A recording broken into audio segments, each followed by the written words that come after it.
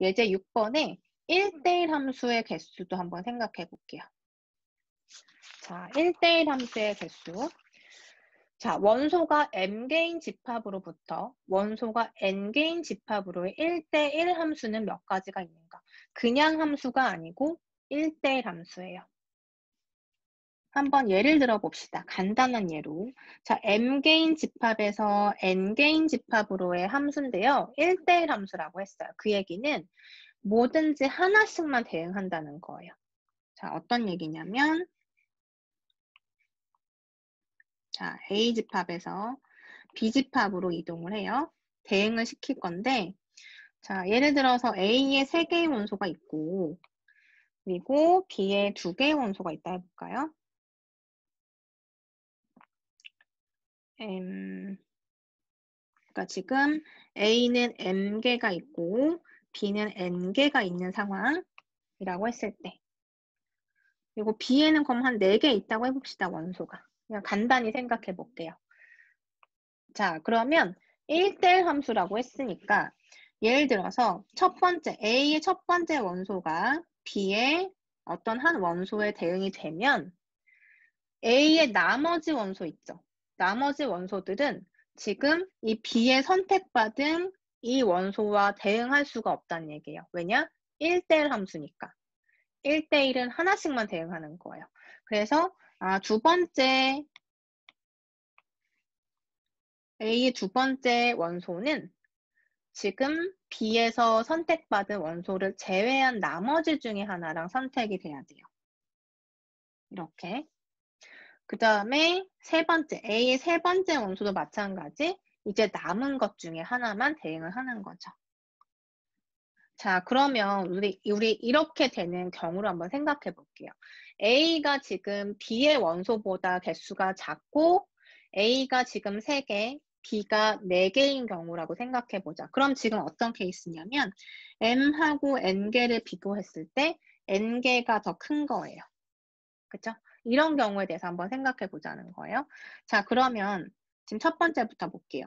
자, A의 첫 번째 원소가 이렇게 B의 4개 중에 하나를 선택했으니까 A의 첫 번째 원소는 얘가 선택할 수 있는 가지수가 4가지였던 거죠.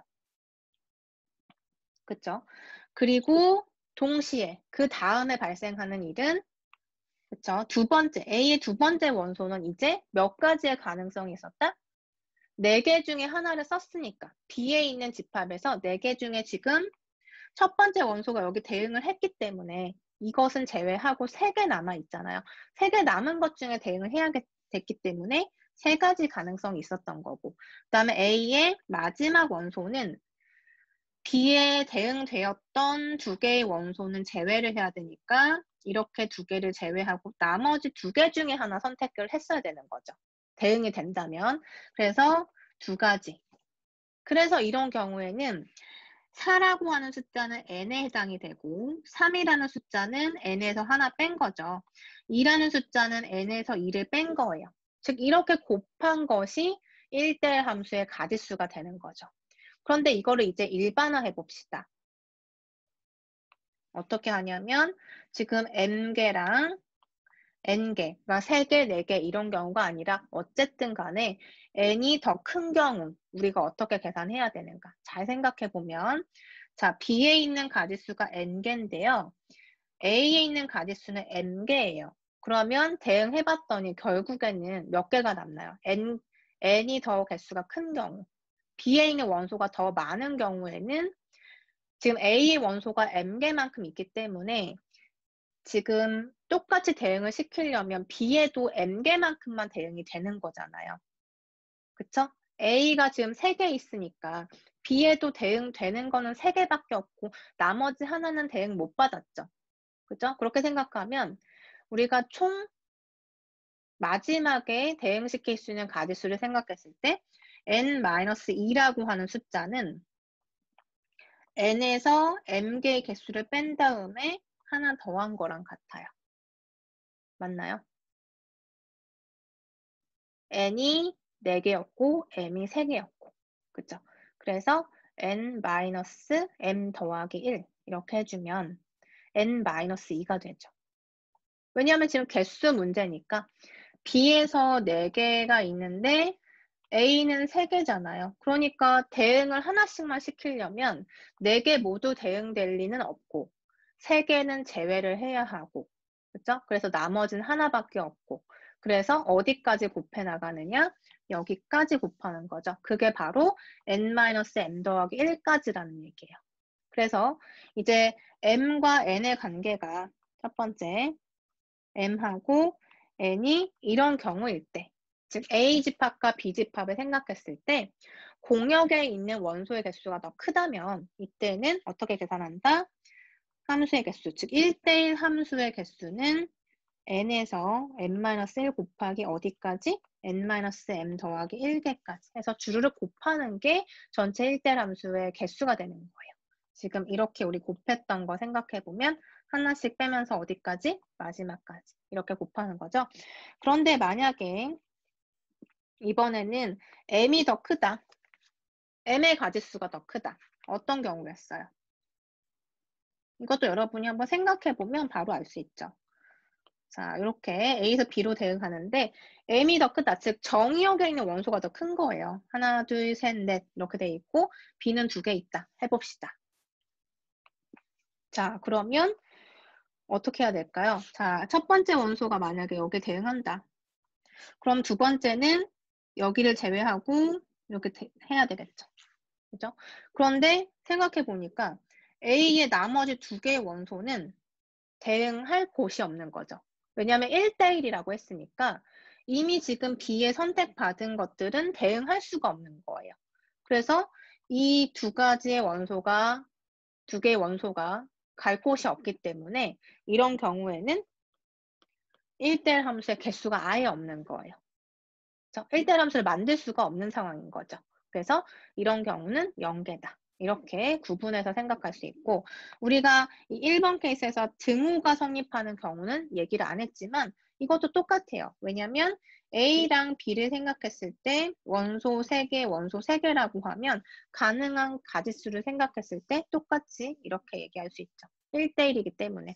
그래서 하나 대응하고 또 다른 거 대응하고 또 다른 거 대응하고 이런 경우가 있고 또 자, 이렇게 대응했을 때 이렇게도 가능하고 이런 것들을 세는 거죠. 그 경우의 수가 이렇게 된다. 자, 그래서 이렇게 2가지로 크게 나눠서 생각을 할 수가 있어요. 이제 7번 볼게요. 유한집합의 부분집합의 개수에 대한 문제인데 자, 유한집합 S의 즉 그 원소의 개수가 유한계란 뜻이겠죠.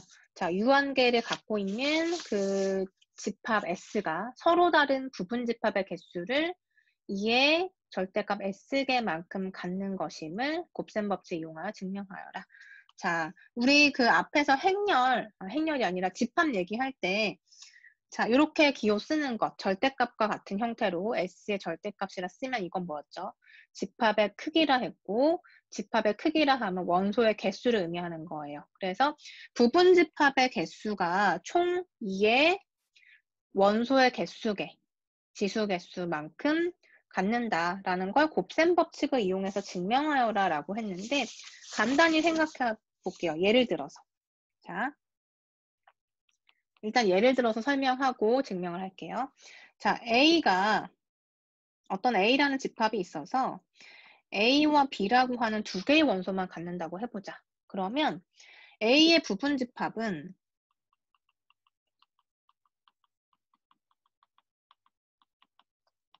뭐가 있나요? A 하나로만 이루어질 수 있고 B 하나, 그 다음에 A와 B, 그리고 공집합 이렇게 가능하죠? 자, 그런데 이 A라고 하는 집합에는 A와 B가 있고 이 부분 집합 4개를 어떻게도 생각할 수 있냐면 A라는 원소가 포함된 부분 집합 그리고 그렇지 않은 부분 집합 이렇게 2개로 분류할 수가 있어요. 그러면 A라는 원소가 포함되어 있는 부분 집합은 A하고 A, B가 되겠죠. 그런데 포함되지 않은 부분 집합은 B하고 공집합이 되겠죠. 이렇게 볼 수가 있어요. 자, 그럼 이번에는 원소의 개수를 늘려서 한 번 더 생각해 볼게요. 자, 3개. A와 B와 C 3개의 원소를 갖는 A가 있다라고 해보자. 그럼 A의 부분집합. 뭐가 있죠? A, 즉 원소가 하나로만 구성된 A, B, C. 그리고 2개로 구성된 A와 B, A와 C, B와 C. 그리고 전부 다 있는 A, B, C. 그리고 아무것도 없는 공집합. 이렇게 하면 총 8개가 나오죠. 8개의 부분집합. 우리 위에서는 4개의 부분집합. 이렇게 볼 수가 있는데, 자, 이 경우에도, 자, A라고 하는 특정한 원소가 포함된 부분집합을 한번 생각해 볼게요. 그리고 그렇지 않은 부분집합을 한번 생각해 볼게요. 그러면 A가 포함되어 있는 부분집합은 하나, 둘, 셋, 넷. 이렇게 볼 수가 있죠.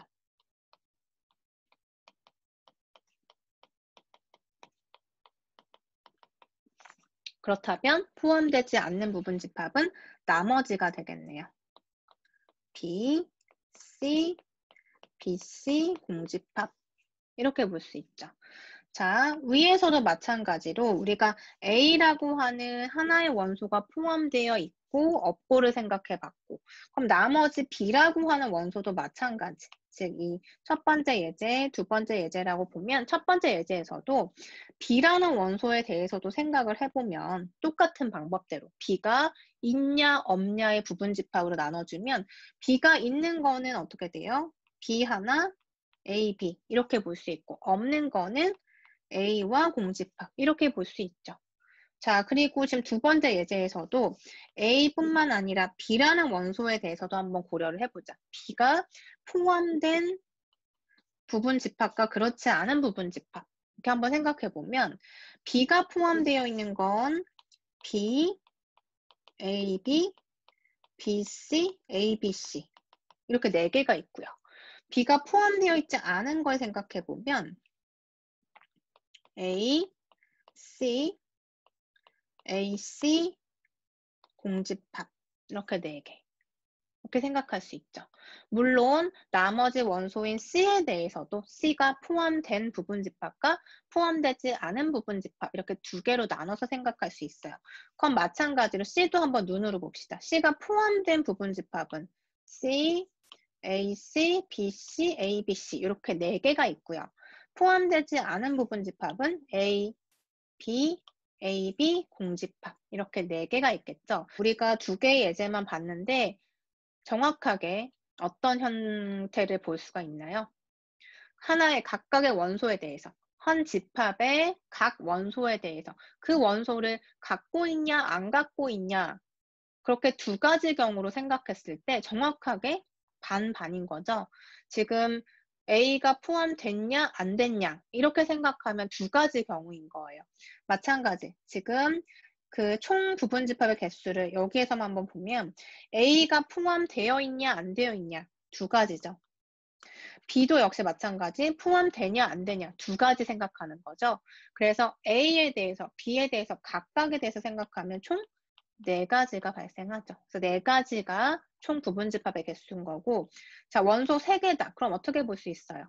A가 포함됐냐 안 됐냐 2가지 B가 포함됐냐 안 됐냐 2가지 C가 포함됐냐 안 됐냐 2가지 총 곱해주면 곱의 법칙 써서 8가지의 부분집합의 개수가 나타난다. 문제에서 뭐라고 했냐면 S라고 하는 서로 다른 S라는 집합이 있어서 이것의 서로 다른 부분집합의 개수가 이에 S의 원소의 개수 제곱만큼이다 라고 했으니까 일반화해서 증명을 한번 해본다고 하면 S라고 하는 그 집합에 대해서 S의 원소가 S1부터 SK까지라고 하자.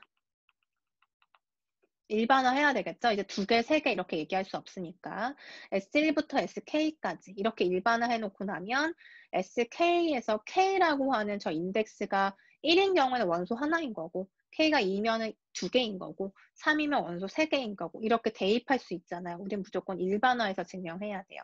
자, 따라서 SK 개까지 첨자로 봤을 땐 K개만큼의 원소가 있는 거죠. 즉 이것은 K개인 것을 알 수 있다. 여기까지 얘기할 수 있고 또한 S1을 포함하는 부분집합과 그렇지 않은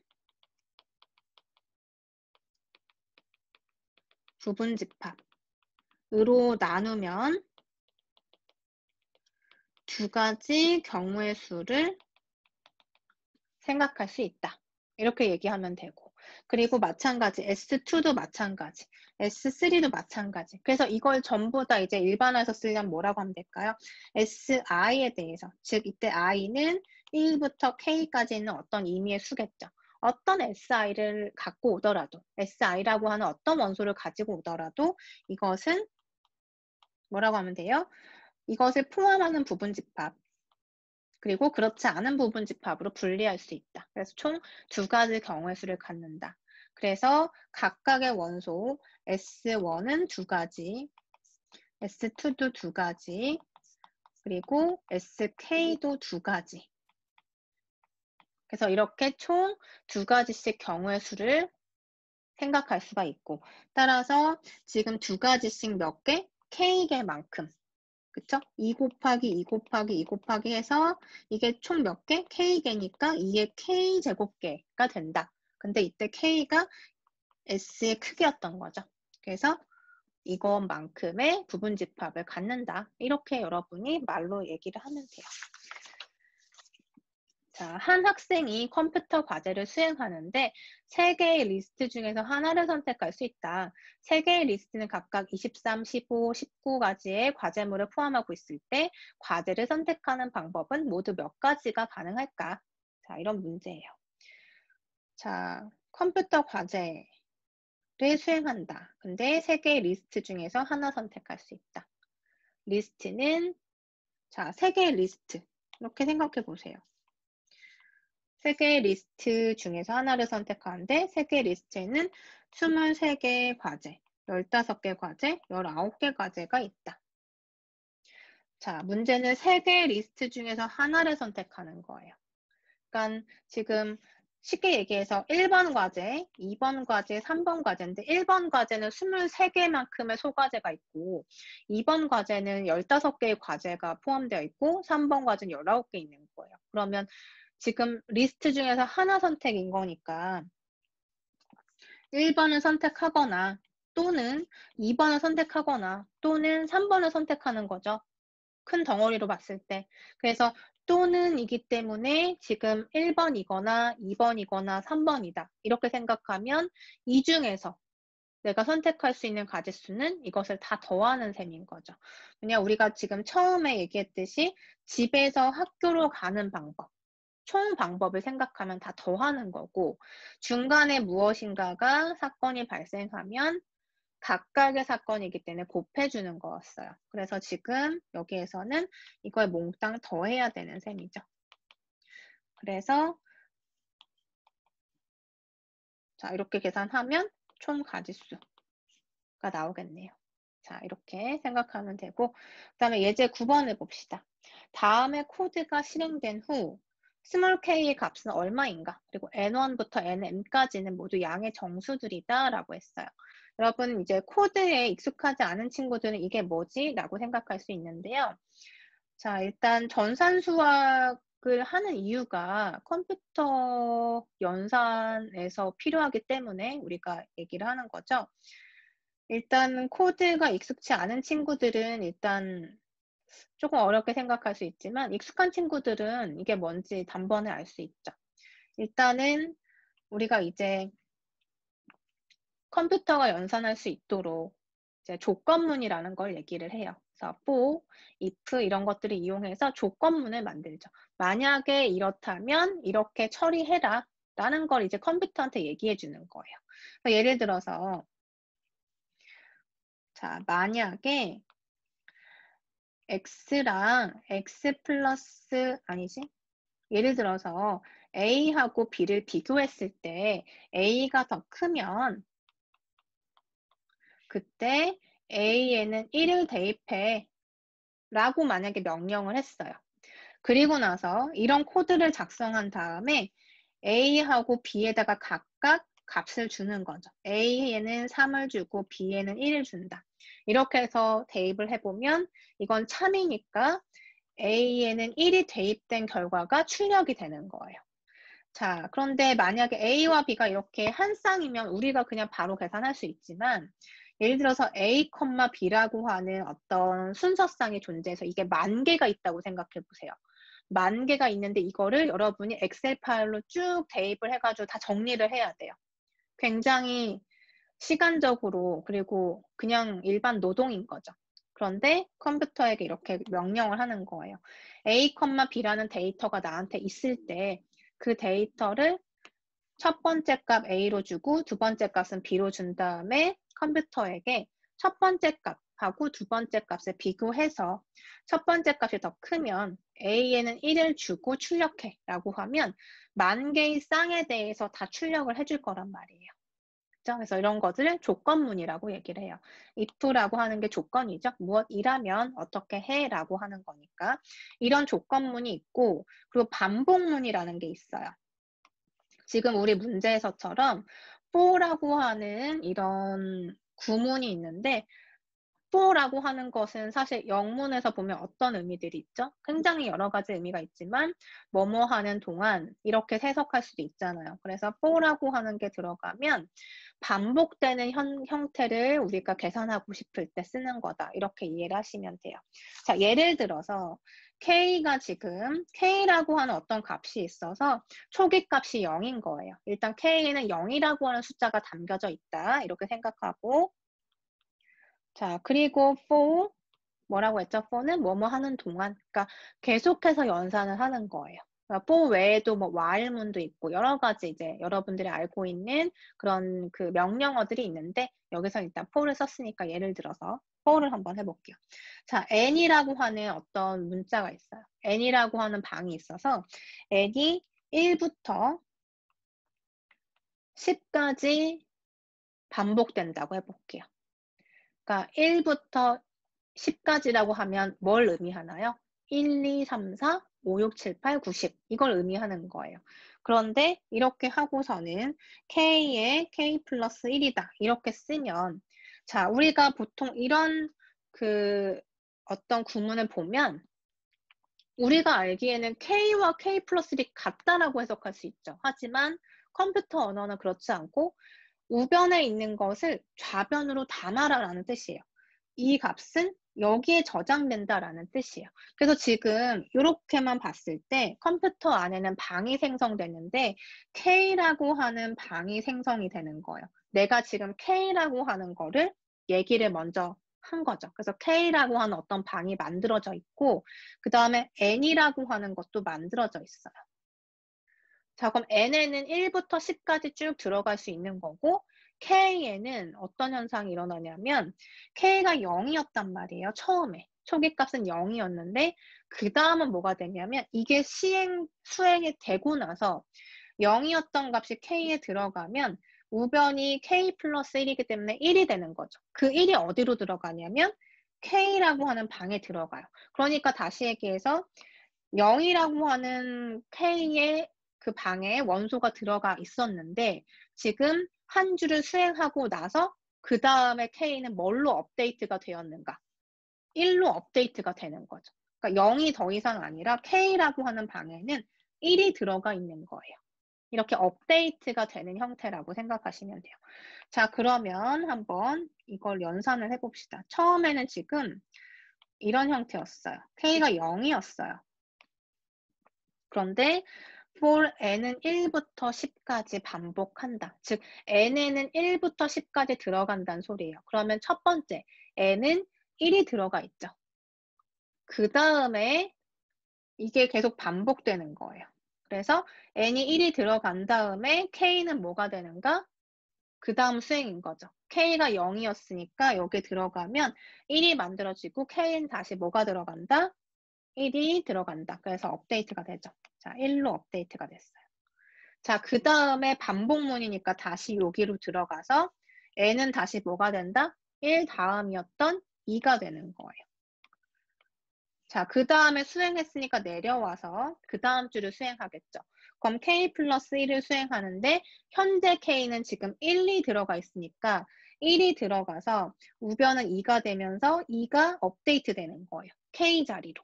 그래서 여기에는 다시 2가 딱 들어가는 거죠. 그 다음에 또 뭐 해야 돼요? 반복문이기 때문에 포문으로 다시 가서 n을 그 다음 걸 수행하는 거예요. 우리 지금 n이 2까지 온 거죠. 그러면 그 다음 3이 들어가요. 아, 그럼 n이 3일 때는 이제 수행을 하는 거죠. k 플러스 1을 k로 넣어라. 그럼 k가 지금 현재 2란 말이에요. 그럼 2가 지금 뭐가 된다?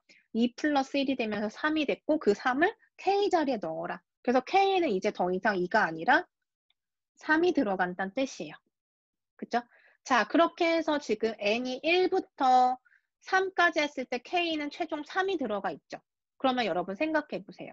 k가 지금 얼마가 될 것인가? 최종적으로 이 수행을 다 하고 나면은 k에는 마지막에 어떤 숫자가 있을 것인가? 이걸 생각하는 거예요. 그러면 n은 1부터 해서 10까지인데 10까지 다 하고 나서 마지막에 k에는 뭐가 들어갈까요? 여기 이제 n이 이제 10이 됐을 때는 지금 규칙으로 봤을 때는 K의 마지막에 똑같이 10이 들어가 있는 거죠. 하나씩 수행했을 때 하나씩 1만큼씩 더해서 업데이트를 했기 때문에. 자, 이렇게 해서 이런 그 수행을 컴퓨터가 하는 거고 우리는 우리의 조건에 맞게 또 뭐 응용하는 것에 맞게 해서 우리가 처리를 해서 이런 그 컴퓨터 처리를 하는 거죠. 그래서 이렇게 코드를 짜고 여러분이 뭐 디버깅도 하고 여러 가지 연습을 할 수 있을 거예요. 자, 그러면 지금 이 예제 9번에 있는 내용은 결과적으로 뭐가 될 것인가? 자, 여기 보시면 제가 지금 n이라고 하는 그 문자를 1부터 10까지 해서 굉장히 간단하게 설명을 했는데 여기에서 보면 숫자가 아니라 1부터 그러니까 i1이라고 하는 인덱스가 있어서 어떤 뭐 그 문자가 있어서 1부터 n1까지 수행한다. 근데 지금 문제에서 뭐라고 했냐면 n1부터 nm까지는 모두 양의 정수라고 했어요. 그러니까 셀 수 있는 값인 거죠. 1부터 10까지 수행해라. 이런 식으로. 그래서 n1이 어떤 숫자인지 모르지만 그냥 일반화해서 써놓은 거예요. 10이라고 해도 되고 5라고 해도 됐는데 그걸 일반화해서 n1개다라고 쓴 거예요. 그러니까 1부터 n1까지 수행을 하라는 뜻인 거죠. 그 다음에 두 번째 줄을 보면 i2라고 하는 문자는 1부터 n2까지 수행하는 거예요. 그렇죠?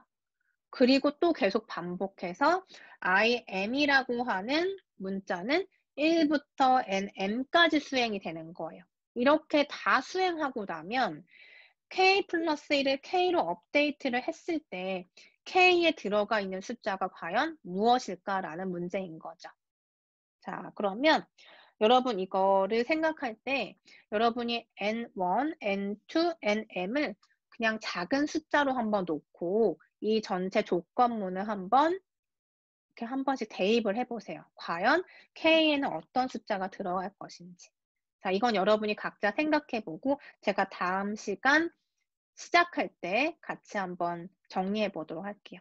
여러분이 한번 생각해 보도록 하는 거고 생각해 보고 다음 시간에 제가 답에 대해서 얘기를 할 거고요. 답이 뭔지 한번 체크해 보도록 하죠.